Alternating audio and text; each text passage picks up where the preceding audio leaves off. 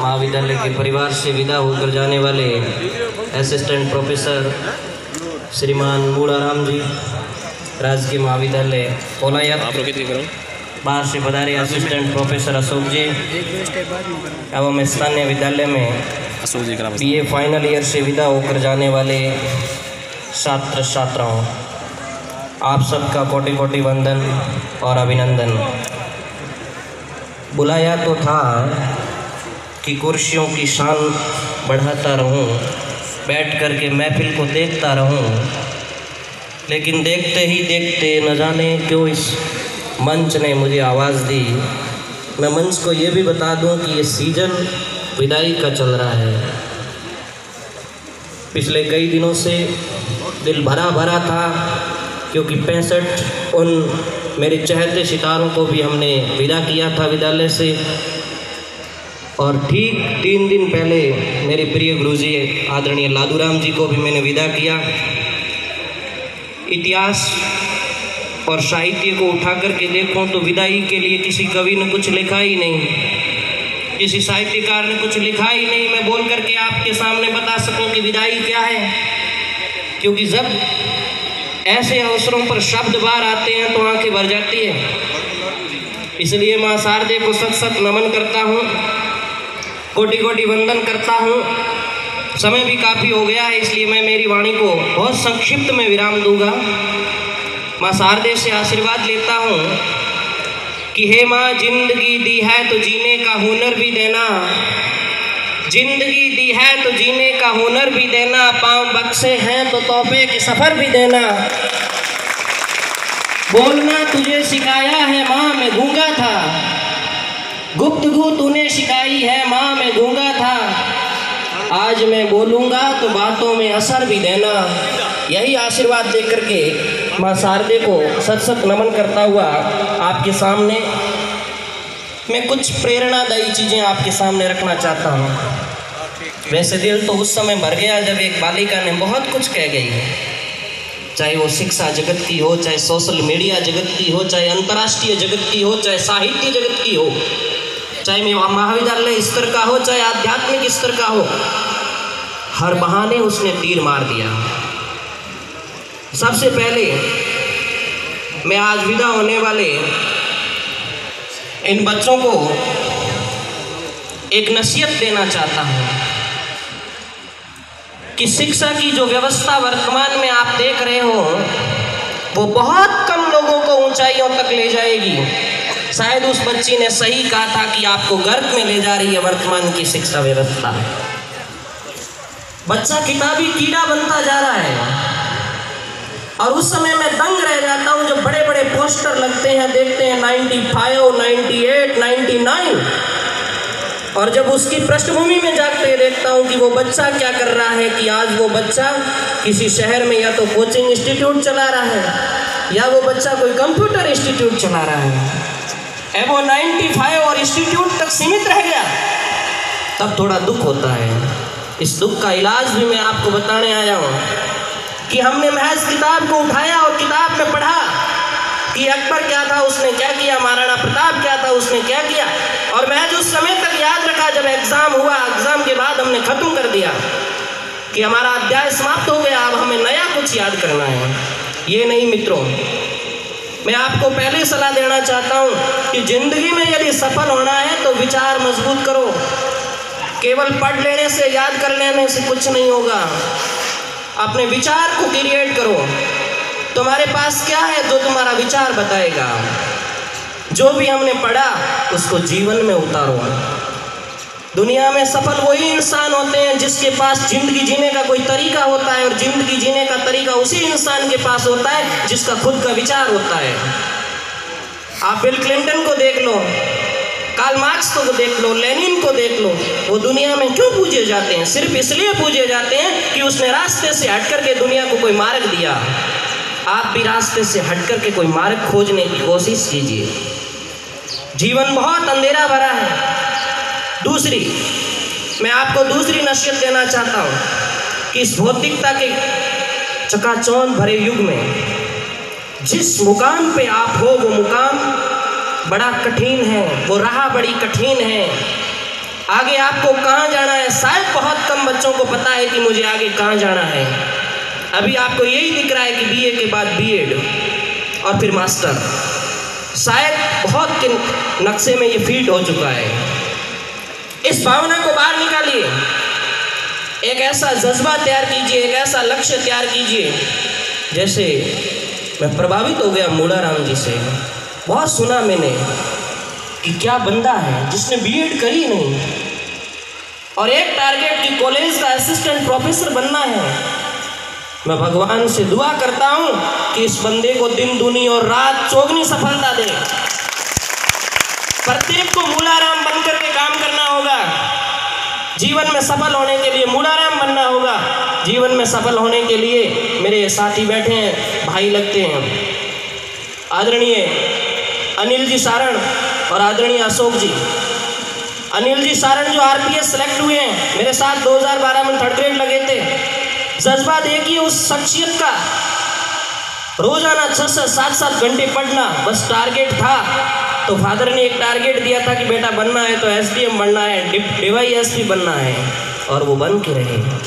अशोक जी महज 25 की एज में कॉलेज लेक्चरर, काबिले तारीफ है।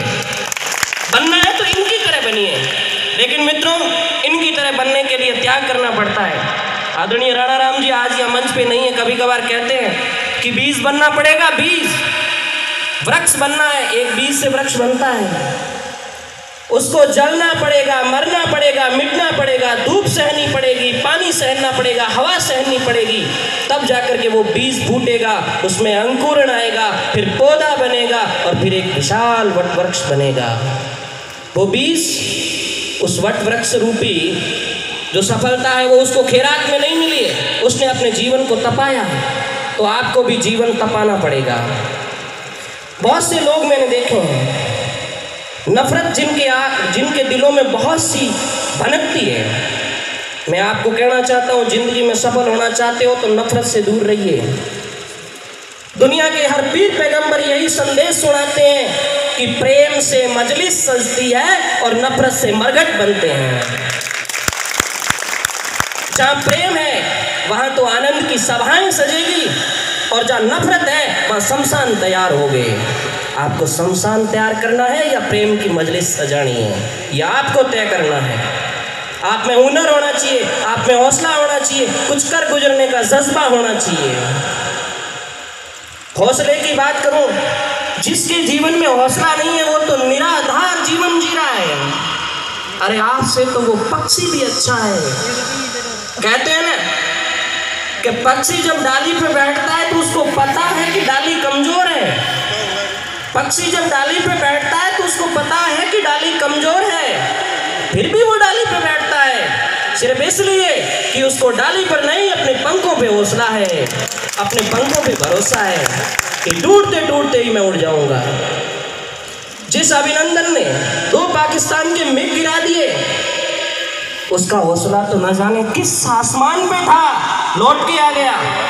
तो हौसला जीवन जीना सिखाता है, हौसला रखिए। जिंदगी में बहुत सारे लोग ऐसे भी होते हैं कि 1-2 बार आपने कोई कंपटीशन का एग्जाम दिया और आप असफल हो गए और आपने क्षेत्र बदल लिया। ये नहीं, आपको संघर्ष करना पड़ेगा। जीवन में 1 कंपटीशन 2 कंपटीशन से जिंदगी थोड़ी चली जाती है। कंपटीशन तो महज एक अपॉर्चुनिटी होती है, एक अवसर होता है, आएगा जाएगा और आएगा। आने वाले हम देखेंगे कि उसमें क्या होता है। ये जो अवसर आते हैं ये क्रिकेट की हर गेंद के समान होते हैं। 1 ओवर में 6 गेंद होती है, 50 ओवरों का गेम खेला जाता है। हर गेंद कोई बल्लेबाज की आखिरी गेंद थोड़ी होती है, इसलिए खेलते रहिए, जिंदगी में तुम्हें सफलता मिलती रहेगी। लेकिन हौसला रखना जरूरी है। मैं आपको बताना चाहूँगा, अरुणिमा सिन्हा की आपने कहानी सुनी होगी। अरुणिमा सिन्हा की कहानी सुनी होगी। जॉब के लिए वो उत्तर प्रदेश से दिल्ली जा रही थी और ट्रेन में चैन चोरों ने उसको धक्का दे दिया, ट्रेन से गिर गई, दोनों पैर उसके कट गए। पूरी रात पड़ी रही, न जाने कितनी ट्रेनें उसके ऊपर से, पैरों के ऊपर से गुजर गई। जब सुबह हुआ उसको हॉस्पिटल पहुंचाया गया, उसका इलाज किया गया। उसने देखा कि मेरे दोनों पैर चले गए। तो फिर उस समय उसने ईश्वर से कहा कि हे भगवान, तुमने जिंदा रखा है तो सिर्फ इसलिए कि मैं दुनिया को बता सकूं कि अरुणिमा कुछ कर सकती है। और उसी अरुणिमा ने उस समय हॉस्पिटल में विशेंद्री पाल का नाम याद किया, जिसने दुनिया की बहुत सारी पीक, दुनिया की बहुत सारी ऊंचाई चोटियों को छुआ था। जब वो सही इलाज ली, व्हीलिंग चेयर पे विशेंद्री पाल के पास गई और उनसे कहा कि मैम मुझे बताइए दुनिया की ऊंची ऊंची चोटियों पे कैसे चढ़ा जाता है। एक दफा तो विशेंद्री पाल दंग रह गई कि अरुणिमा दोनों पैर नहीं है, कैसे चढ़ेगी दुनिया की उन पीकों पे, उन चोटियों पे जो 8-8, 9-9 किलोमीटर ऊंची है। उसने कहा कि ईश्वर ने मुझे बचाया ही इसीलिए कि मैं जिंदगी में कुछ करूं। तब विशेंद्री पाल ने कहा कि अरुणिमा महज तारीख बाकी है, तेरा हौसला बताता है कि दुनिया की तुम चोटियां छूओगी। और वही अरुणिमा सिन्हा है जिसने दुनिया की 7 महाद्वीपों की 7 चोटियां हैं वो पार की थी। तो मित्रों, हौसला रखना पड़ता है, हौसले से सफलता मिलती है। मंजिलें बड़ी जिद्दी होती है, मंजिलें बड़ी जिद्दी होती है, हासिल का नसीब से होती है। बड़े बड़े तूफान थम जाते हैं जब कश्तियां जिद पर होती है। जब नाविक जिद पर अटक जाता है तो तूफान भी उसे मात खा जाता है। अगर जीत निश्चित हो तो कायर भी जंग लड़ लेते हैं, अगर जीत निश्चित हो तो कायर भी जंग लड़ लेते हैं। अरे बहादुर तो वो लोग होते हैं जो हार निश्चित है फिर भी मैदान में डटे रहते हैं। तुम्हें बहादुर बनना है, कायर थोड़ा ही बनना है। एक बात और कह देता हूँ कि भरोसा यदि ईश्वर पे है, भरोसा यदि ईश्वर पे है तो जो लिखा है तकदीर में वही पाओगे। भरोसा अगर ईश्वर पे है तो जो लिखा है तकदीर में वही पाओगे। मगर भरोसा अगर खुद पे है तो ईश्वर वही लिखेगा जो तुम चाहोगे। कभी ईश्वर के भरोसे मत चलना। ईश्वर तुम्हें देता है लेकिन तुम्हारे कर्म देख करके देता है कि मेरा बंदा क्या कर्म कर रहा है, उसके अनुसार तुम्हें फल मिलेगा। जिंदगी तो कर्मों से भरी है, कर्म तो हमें करना पड़ता है। ऊपर वाला तो सिर्फ लकीरें देता है, रंग तो हमको भरना पड़ता है। तो रंग भरने के लिए आपको कर्म करना पड़ेगा, दुनिया में अच्छा कर्म करना पड़ेगा। दुनिया की जो नज़ीर बनी हुई है उस नज़ीर से हट करके कुछ अच्छा करना पड़ेगा, तब जाकर के दुनिया आपको याद करेगी। जाते जाते एक सोशल मीडिया पे और कह जाता हूँ कि अभी अभी एक आवाज़ आई कि रिकॉर्डिंग बंद करें, नाश कर देगी ये युवा पीढ़ी तुम्हें, ये सोशल मीडिया नाश कर देगा, तुम्हारी अंगुलियां घिस जाएगी। आदरणीय मंत्री साहब कभी कभार कहते हैं कि आदमी पागल हो गया, पास में क्या हो रहा है, नीचे आग लगी उसको पता ही नहीं, वो मोबाइल में लगा हुआ है। मित्रों, जिंदगी इसलिए नहीं आई है कि 60, 70, 80 साल का होकर के चला जाए और गांव के लोग ये तक नहीं कहे कि इसने कुछ अच्छा काम किया था। कुछ अच्छा काम करने के लिए जियो। तो वर्तमान में सोशल मीडिया, जो भी युवा बच्चे हैं जिनका लक्ष्य पाना अभी बाकी है, उन्हें मैं गहरी नसीहत देता हूं कि इससे दूर रहे। बहुत से लोग कहते हैं कि इनके सकारात्मक प्रभाव है, मैं मानता हूं कि इसके सकारात्मक प्रभाव है, लेकिन जिस एज पे तुम हो, जिस स्टेज पे तुम हो, तुम हमेशा उसकी तरफ ही जाओगे जहाँ नकारात्मकता भरी पड़ी है। तुम सोशल मीडिया में सिर्फ और सिर्फ व्हाट्सएप और फेसबुक का इस्तेमाल करते हो। आपको पता नहीं है कि एजुकेशन पोर्टल क्या है, कैरियर पोर्टल क्या है, साइकिल एकेडमी क्या है। आपने उन चीज़ों को नहीं समझा जो तुम्हारे काम आने वाली है। यूज़ करो तो सिर्फ उन्हीं चीज़ों को करो जो तुम्हारे काम आने वाली है। अभी अभी अखबार में आया था, एक बच्चा था जिसने अपने फ़ोन को बंद कर दिया, 2 साल तक कड़ी मेहनत की और वो RS बन गया। क्यों किया होगा उसने बंद? वो आपसे ज़्यादा होशियार रहा होगा, आपसे ज़्यादा समझदार रहा होगा, क्योंकि वो SDM बना है। उसने सिर्फ इसलिए किया कि उसने जान लिया कि ये एक नशा है जो गर्त में ले जाएगा। तो आपको ऐसे नशों से दूर रहना है। कभी कभार कह देता हूँ, मुंह फटूं मैं, मेरे बच्चों को भी कह देता हूँ जो स्कूल में पढ़ते हैं, इस लाइफ के अंदर डिसिप्लिन यदि आपके पास नहीं है तो आप उस बिगड़ी हुई रेल के समान हो जो पटरी से उतर चुकी है और वो कभी वापस नहीं चढ़ेगी। ट्रेन एक बार पटरी से उतर गई तो वो वापस नहीं चढ़ेगी, एक्सीडेंट होगा। आपको पटरी पे चलना है, ये ऐज आपको पटरी से उतारती है। मैं आपको एक हिदायत देता हूँ कि जो नई हेयर स्टाइल आई है ये आपको ले डूबेगी। जो पढ़ने वाले बच्चे हैं ध्यान से सुनना, ये आपको ले डूबेगी, क्योंकि तुम्हारा ध्यान हमेशा अपने शरीर पे रहता है। अरे तस्वीरों में कुछ नहीं है, झांकना है तो दिल में झांको, झांकना है तो विचारों में झांको। लोग तुम्हें तस्वीरों से पसंद नहीं करते हैं, लोग तुम्हारे विचारों से पसंद करते हैं कि तुम्हारे पास विचार क्या है। नजरें बता देती है कि इरादा क्या है। आजकल जितने सारे बूढ़े बुजुर्ग लोग बैठे हैं वो सब पहचान लेते हैं कि आप कैसे हैं। नजरें बता देती है कि इरादा क्या है, स्पर्श बता देता है कि नीयत क्या है। नजरें बता देती है कि इरादा क्या है, स्पर्श बता देता है कि नीयत क्या है। बोली बता देती है कि आदमी कैसा है, बोली बता देती है कि आदमी कैसा है। बहस बता देती है कि ज्ञान कितना है। पैसा बता देता है कि घमंड कितना है। और संस्कार बता देता है कि परिवार कैसा है। मेरी आपको नसीहत है कि आप संस्कारवान बनकर के जाइए, इस कॉलेज का नाम रोशन कीजिए, माँ बाप का नाम रोशन कीजिए, अपने आदर्श गुरुजनों का नाम रोशन कीजिए। समय काफ़ी हुआ है, फिर भी जाते जाते एक बात कॉलेज प्रशासन को भी कहना चाहता हूँ। जो बच्ची ने कही थी, बहुत दुख होता है मुझे जब मैं देखता हूँ कि ये एक ऐसी एज है 3 साल जहाँ देश का युवा तैयार होता है, यहाँ पढ़ाया जाता है, ज्ञान दिया जाता है। इन 3 सालों में जो ज्ञान तुम प्राप्त कर रहे हो वो जिंदगी में तुम कभी नहीं करोगे। और यदि इन 3 साल में आपने प्राप्त नहीं किया तो आपकी जिंदगी बेकार जाएगी। इसलिए कॉलेज प्रशासन को मेरी नसीहत है कि जो भी बच्चा आए उनके लिए नियमित क्लासें लगाए। मैं धन्यवाद ज्ञापित करना चाहता हूँ मूढ़ाराम जी को, आदरणीय राजू जी को। मूढ़ाराम जी ने रेगुलर क्लास लगाई, मैं सुनता था। मैं भी ज्योग्राफी से बिलोंग करता हूँ। मैं बड़ा खुश था इनकी मेहनत को देख करके।